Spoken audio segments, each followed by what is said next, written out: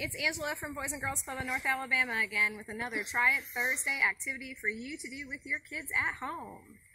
What you're going to notice today is that I am not in the lab. I'm actually outside because outside is also a great place to learn about science and technology. And today we're actually going to combine those things together. We're going to use nature outside with technology so that you and your kids can learn a little bit more about what's going on around them. So today I'm going to show you two apps that are really great to use with kids, and they actually have some really cool high-powered science behind it.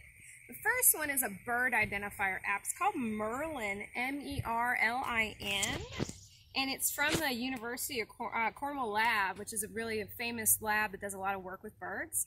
And it is actually a bird ID app. So I'm going to show you how this works. So you just download this onto your phone, let your kids use it, and then it's going to ask you some questions about the birds you see. So earlier today we were outside and we saw a bird.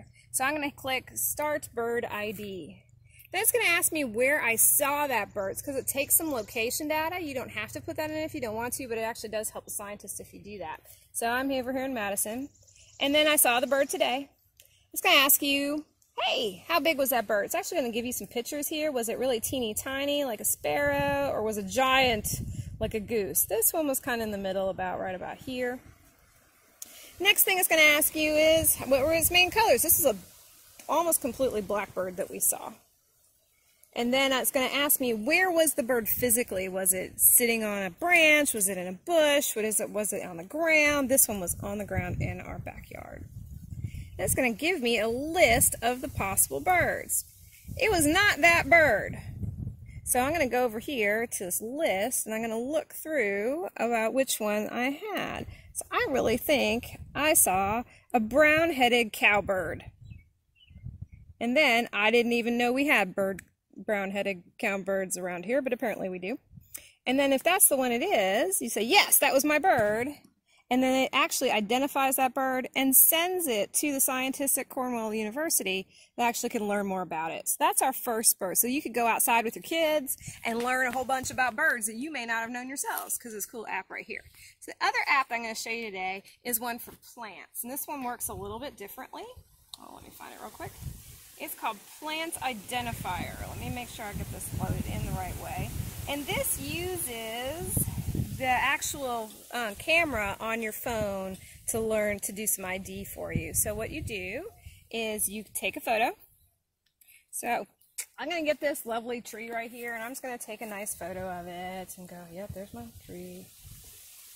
And then it's going to ask you, hey, is that your good tree? That's leaf what you want to do.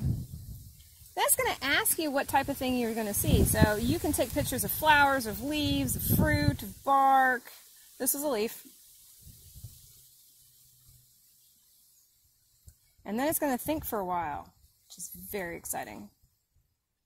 And it's going to give you an ad, which is also very exciting. And then it's going to give us some options here of the different types of plants this could be. So I'm just going to choose this first one, take a look at it, and go, yeah, that's absolutely the tree that I have here. This is called a calorie pear. It's a native of China. I didn't know that. And it's sitting there in my backyard. There's a plant that's a native of China sitting right in my backyard. That's amazing. Also known as the Bradford pear. If you live in the South, you know that tree really, really well. So you can learn more about the things that are right around you in your backyard with apps like this.